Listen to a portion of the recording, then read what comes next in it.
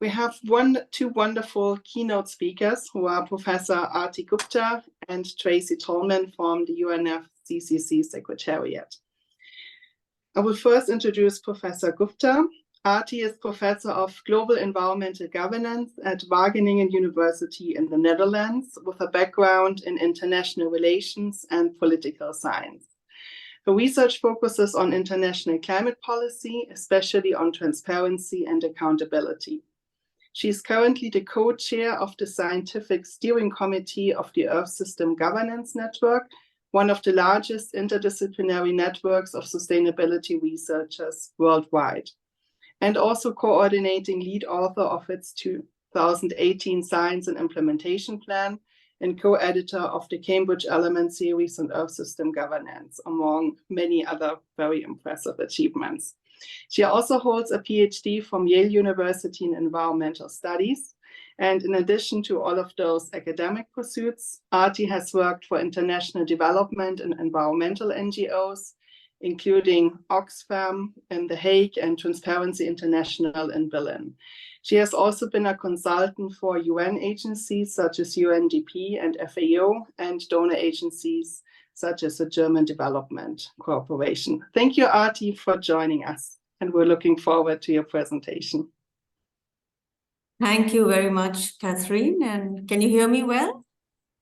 Yes, well, thank you for that introduction, a very kind introduction, and also the invitation to participate in this important conference. So let me just try to share my screen, and I hope this will work. Do you see this? Mm-hmm. Okay, just try to make it bigger. Has that worked now? No, yeah. Okay, so thank you very much. And as this conference is called Better Climate Governance Matters with an exclamation mark, I think we can all get behind that title. Indeed, climate governance, better climate governance matters. And you asked a very important question about what is the role here for accountability. And I was given the task of sort of, well, setting the stage more from an academic perspective, just to share a definition of accountability. What does it mean? How can we conceptualize this notion? Because in a sense, one has a feeling for it, you know it when you see it, hopefully, but what is it? Can we break down this idea? And then also to comment a little bit on what such a conceptualization of accountability might mean within the UNFCCC negotiation context, and of course also beyond it, but I think that's more for the discussion. So within a space of about 8 minutes or so, let me try to say something meaningful about these two aspects.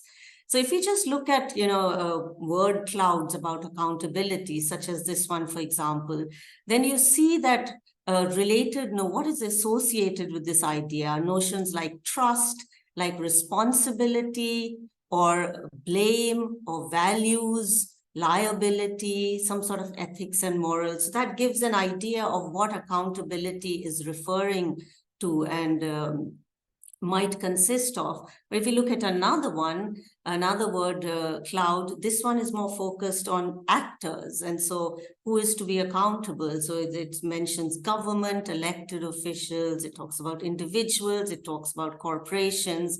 So this, I think, together gives a sense of, well, how can we begin to conceptualize the elements of this notion of accountability? And if we look at an Oxford Dictionary definition of the word accountable, it means to give an explanation for yourself in some sense. You give an account of yourself, you give an explanation for your behavior, answerable, and in some sense also responsible. But of course, the notion of being answerable then raises the question of who you're answerable to, or who is answerable to whom and for what. So I think with that, we can try to unpack this notion of accountability, and this has been addressed in the academic literature. So many very useful analyses and unpacking of accountability, for example, by scholars like Peter Newell. He's been one of the foremost scholars of accountability amongst many other things, also Susan Parks and others. And basically, there's a sort of, as we can break it down into First and foremost, the idea that accountability is a relational concept. And then there are also three other important elements.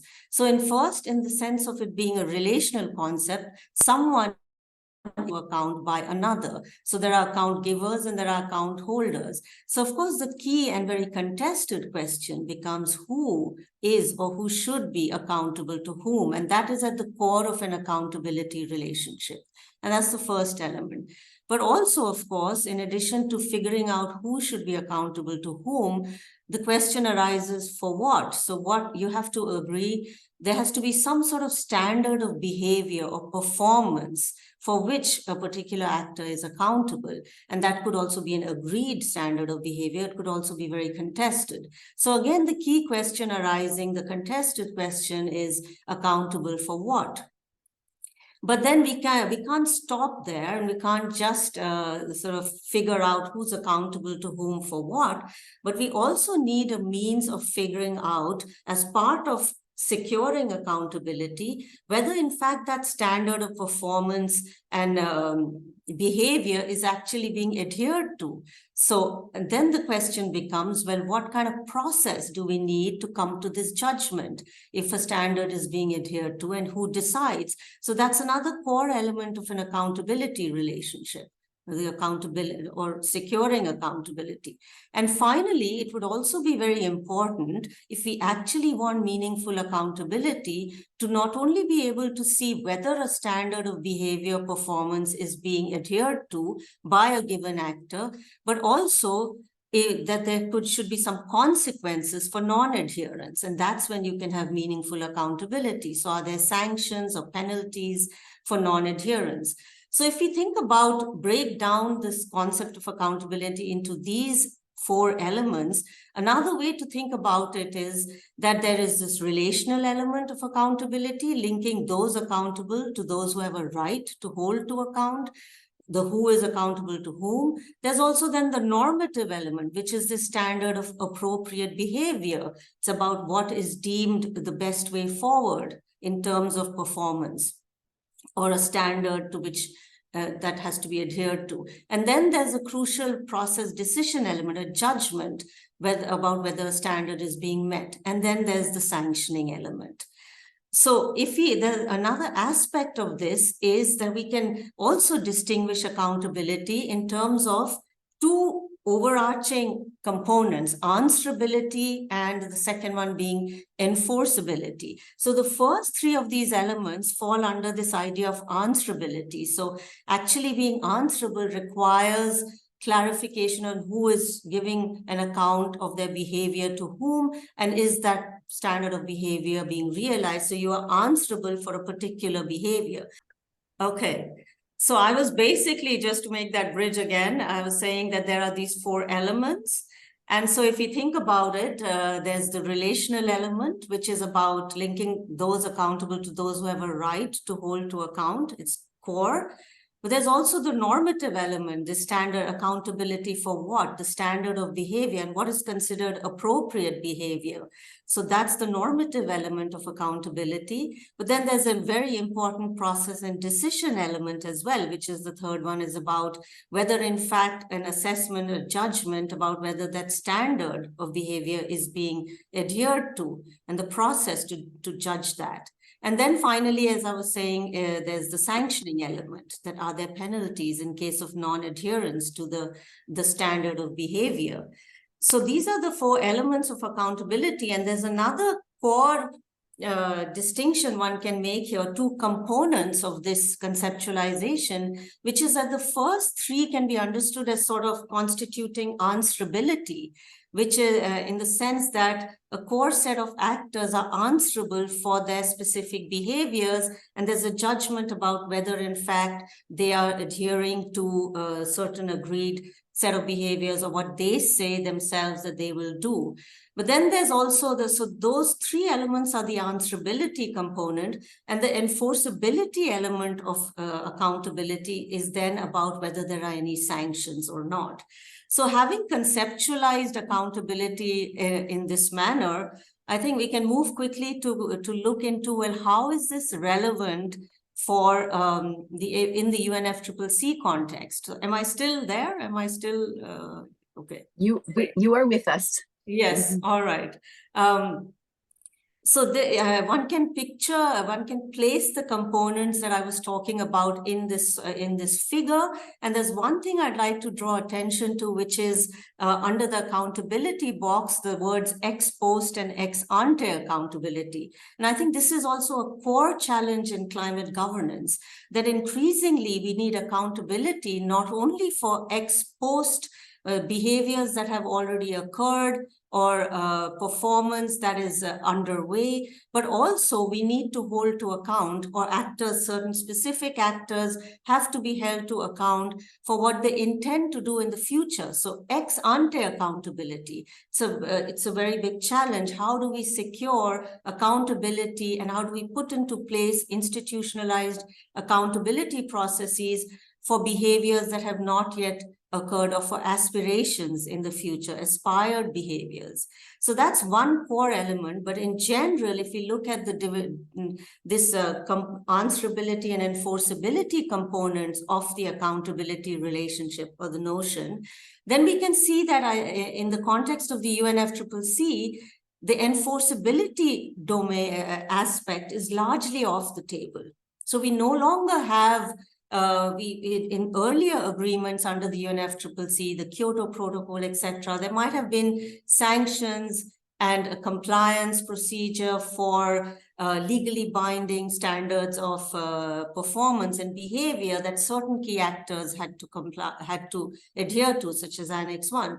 But that is largely off the table now, and under the Paris Agreement, as we know, it's much more facilitative.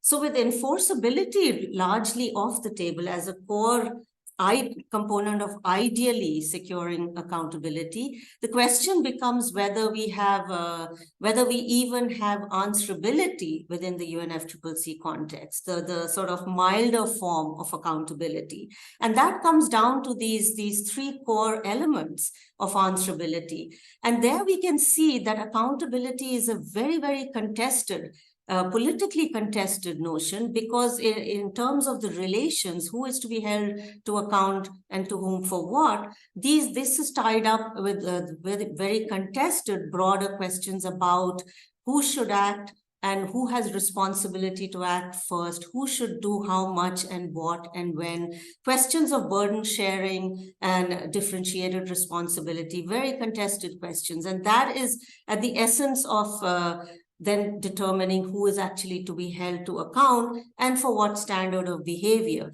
And as we know in the Paris Agreement, the standards of performance and behavior are now nationally determined or self-determined. So that is again something that has become, unless there is a collective standard of behavior or standard of performance. We have the 1.5 degree target that collectively we aspire to. But in terms of holding to account for specific standards of performance, those are self-determined.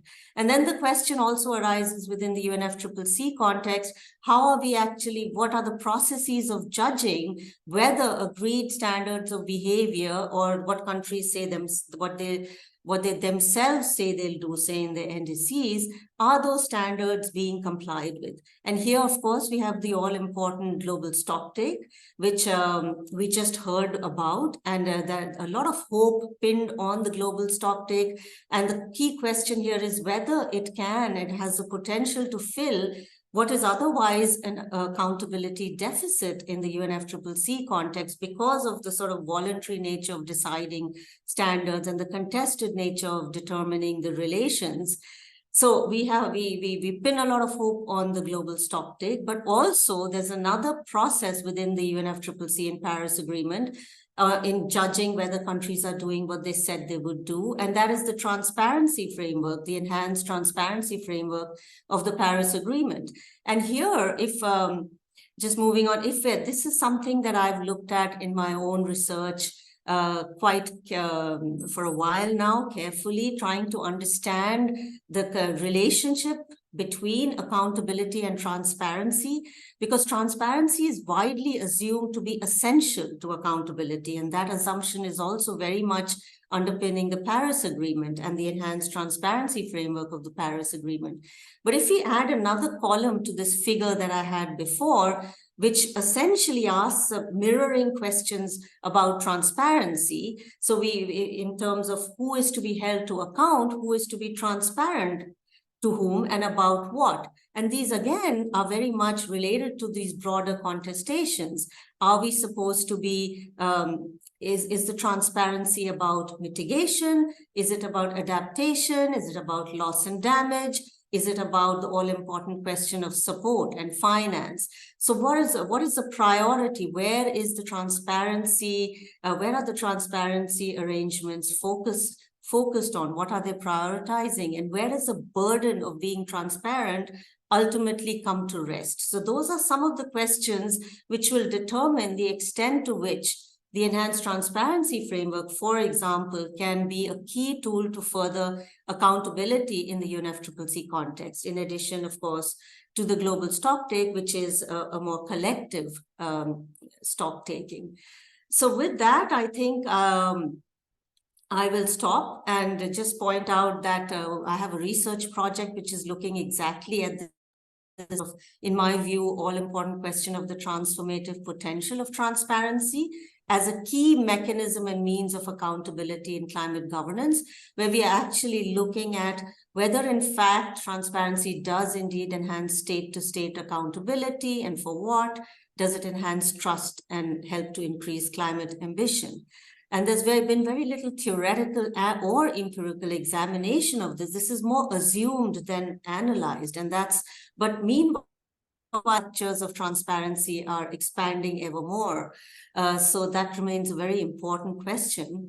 But coming back to the accountability in climate governance, also beyond the UNFCCC, I think this is something we can pick up in the discussion if we have time for it. But the questions remain very much similar and become ever more complex in a multi-actor, multi-level context to even identify, let alone agree on these questions of who should be accountable to whom, for what standards, who decides, who evaluates, and if there are any sanctions for non-adherence.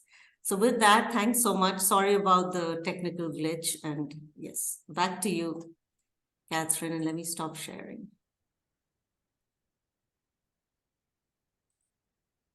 Thank you so much, Aarti. That was a wonderful presentation and amazing insights into the definitions and what we actually understand under accountability, and especially how the very important link to transparency works with this.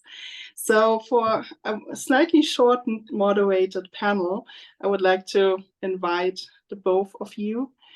So Aarti, could you tell us a little bit more how accountability could be strengthened within, but especially beyond the UNFCCC process? So what could actually be done and what strategies are possibly available to strengthen accountability? Thank you very much, Katharine. I'm trying to stop sharing, but I don't know if I've succeeded. Is my screen? No, you're still sharing. Yeah, because it's frozen actually. So the only way I'd have to close the Zoom program to stop sharing. So maybe Tracy can take that first question and I'll try to join in again. Good idea. Yes, let's do that. Was that question for me though, or was there something else that you would rather ask me that I might be able to answer? Tracy, if you would like to take this, please do. Could you repeat it then, please? I would also have another question for you. So just choose which one you would like. I'm repeating the question for Aarti first, and then I'm also giving you one, or you might be able to link them together. How can accountability be strengthened? Well, in your case, especially within the UNFCCC process. And when we think about the global stocktake, what would be necessary to get a successful conclusion of the global stocktake, especially around COP28 and looking beyond? Yeah, it's very difficult within the UNFCCC. It's a very slow-moving organism. It's very bureaucratic, and the parties to the convention are very possessive about their control of their role in this whole thing.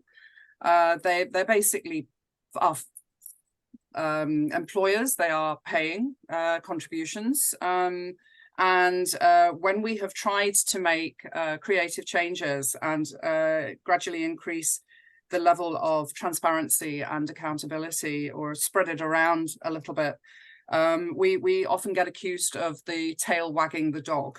So I'm being absolutely honest here. It's very difficult to actually do that. We have been making very slow incremental changes, and that is evidenced by what we've managed to achieve thus far and where we actually started. Is it where we need to end up? Is it ideal? Absolutely not. But bear with us. We are trying to have that improved. But I hear time and time again from colleagues, and especially from parties, from delegates, that if they want to discuss something and have an honest discussion, it's impossible to do that if the room is opened up to everybody. There are a number of discussions that need to take place where they, at the very least, need to understand where each other is coming from. And that level of frankness and honesty cannot take place in an open environment. And that needs to be understood and respected. But having them had that will then allow them to get on to the next phase. And I think then, as I say, the evidence is there that these efforts have borne fruit, and that the level of transparency and engagement and participation by non-party stakeholders has increased.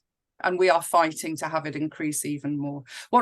Just very quickly, the other thing that you need to understand is there is the UNFCCC, which is the process, and then there's the Climate Change Secretariat, and the staff in that are trying to make everybody happy. It's not an easy task. So I hope that will help to answer that question. Well, absolutely. And let me just ask a follow-up question. But especially, like you're bringing up a very important point around how transparency, like we would assume that this would help the process, but there are instances where it can actually be like an additional hindering factor that needs to be overcome, and the importance to actually find some balance here between improving effectiveness and letting parties get on and have the frank conversations, but then also have enough transparency for the global public, essentially, and other stakeholders. So what lessons learned would you see for future stock takes? It's going to come around in one form or the other in a couple of years. So looking back then, what could be some lessons learned to improve effectiveness, accountability, different aspects around it? For me, one of the biggest lessons learned, and as it relates to non-party stakeholders and their engagement in any process, is that their level of competency and capacity needs to be improved dramatically. We had a number of non-party stakeholders who were participating in roundtable discussions who didn't know how to raise their flags.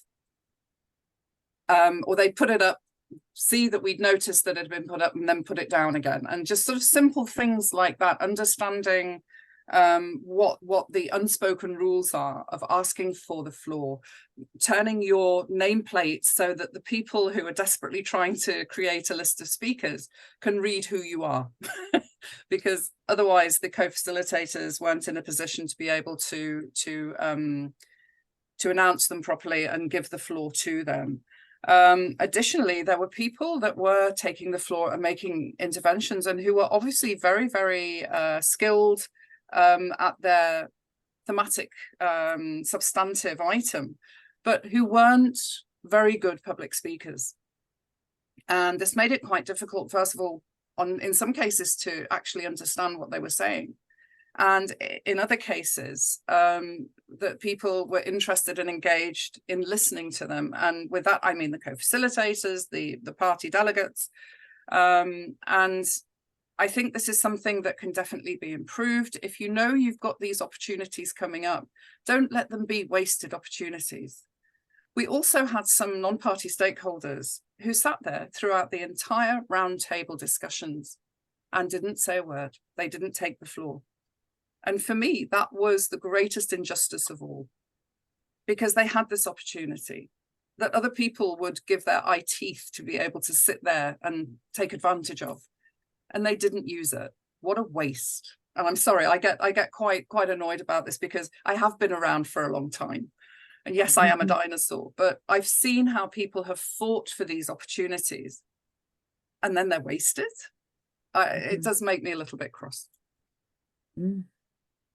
Well, thank you for so frankly sharing those insights. That's absolutely brilliant and very important points that definitely, hopefully, make it into the report, or that are actually taken up in one form or the other, so that in the future we can learn from this. So now Aarti has rejoined us. Welcome back.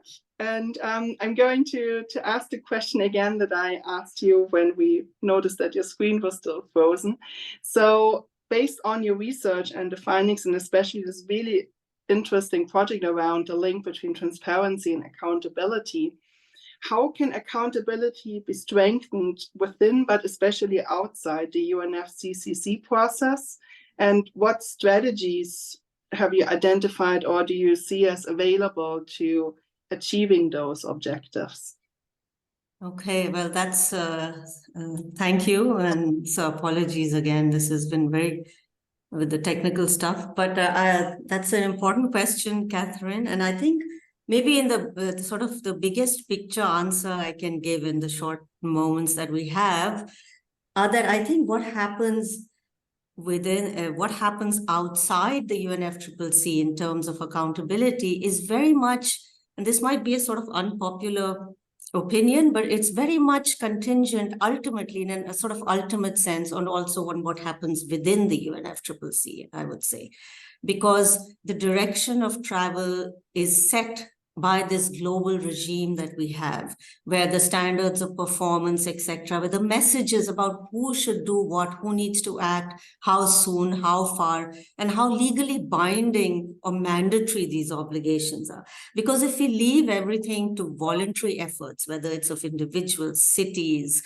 NGOs, private actors, etc., that will only get us so far. So we will continue to have an accountability deficit in climate governance as long as we leave both the standards to which we are aspiring, whatever the climate action we need to see. The IPCC has given many guidelines about this, but also the accountability processes themselves and the mechanisms themselves. If both those remain voluntary, like if we talk about, you say accountability outside the UNFCCC, whose accountability?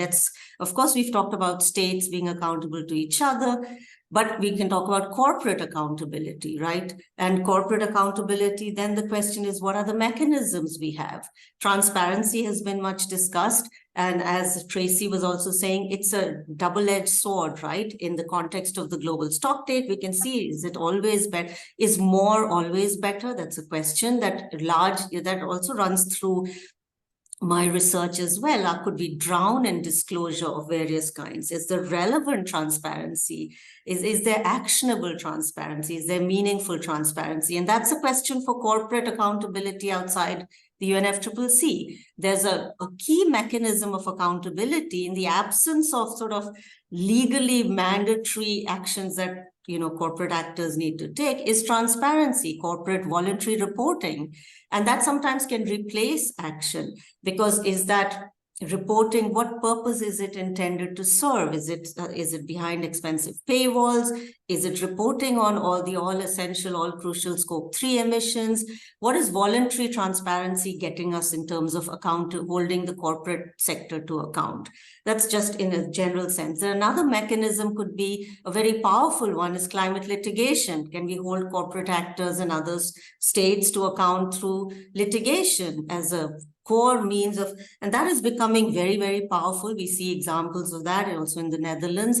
Also ex ante accountability. We can hold Shell to account, for example, for what they should do by 2050 rather than their behavior in the past. So those are some mechanisms, I think. But I think the most crucial thing is that ultimately what we need mandatory, legally binding obligations with strong enforceability. That, of course, we do not have. And that, as long as we do not have that, we can come up with all kinds of, we can talk till the cows come home, and we can come up with all kinds of nice ideas, but there will be an accountability deficit as long as we don't force action by the powerful. Thank you so much, Aarti. That was a very powerful closing statement, actually. So thank you both so much for joining us and for giving such interesting presentations and insights that will definitely be invaluable for the now continuing group conversations and small group discussions.